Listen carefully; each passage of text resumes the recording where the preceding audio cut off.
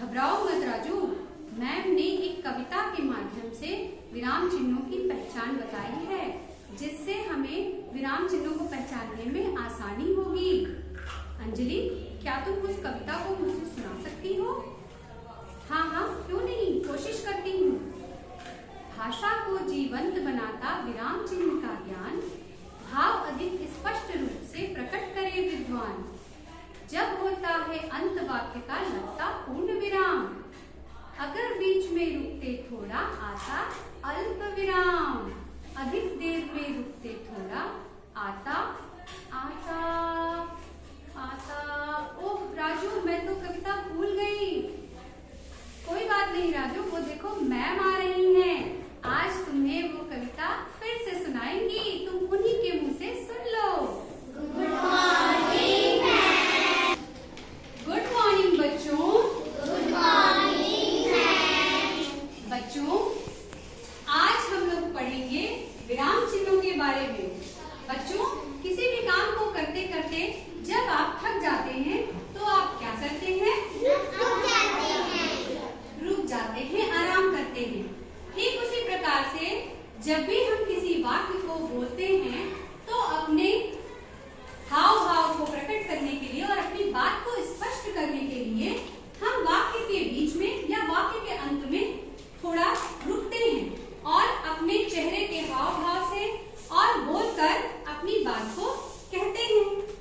लेकिन ये तो हो गई बोलने की बात। लिखते समय हम वाक्यों में हाव भाव को कैसे प्रकट करेंगे?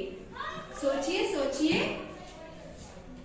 किसी भी वाक्य में हाव भाव को स्पष्ट करने के लिए लिखते समय हम कुछ विशेष चिन्हों का प्रयोग करते हैं, जिन्हें हम विराम चिन्ह कहते हैं। विराम का अर्थ होता है रुकना या ठहरना। आज हम लोग कुछ विशेष विराम चिन्हों को कविता के माध्यम से जानेंगे और उनका प्रयोग सीखेंगे। तो आइए शुरू करते हैं। भाषा को जीवंत बनाता विराम चिन्ह का ज्ञान, भाव अधिक स्पष्ट रूप से प्रकट करे विद्वान। जब होता है अंत वाक्य का लगता पूर्ण विराम, अगर बीच में रुकते थोड़ा आता अल्प विराम, अधिक देर तक रुके बीच में आता अर्ध विराम। भ्रमित नहीं हो जाना सुनकर मिलते जुलते नाम।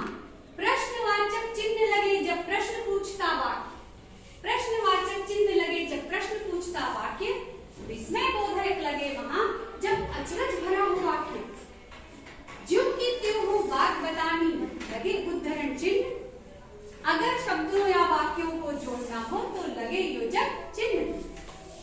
अगर करे प्रयोग इनका तो असरदार हो भाषा, सदा शुद्ध हो लेखन वाचन विद्वानों से आशा। तो कैसी लगी कविता बच्चों? कविता के माध्यम से हमने ये जाना कि जब वाक्य का अंत होता है तो पूर्ण विराम का प्रयोग होता है, इस चिन्ह का प्रयोग होता है। अगर बीच में वाक्य के कुछ देर रुकना है तो अल्प विराम का प्रयोग होता है। जो वाक्य प्रश्न पूछते हुए प्रतीत होते हैं उनमें प्रश्नवाचक चिन्ह का प्रयोग किया जाता है, और जहां पर अचरज दिखाना हो, आश्चर्य प्रकट करना हो, वहां पर विस्मय बोधक चिन्ह का प्रयोग किया जाता है। दो शब्दों को जोड़ना हो तो योजक चिन्ह का प्रयोग करते हैं। तो आइए बच्चों, अब हम इनका प्रयोग वाक्यों में कैसे करते हैं ये सीखेंगे।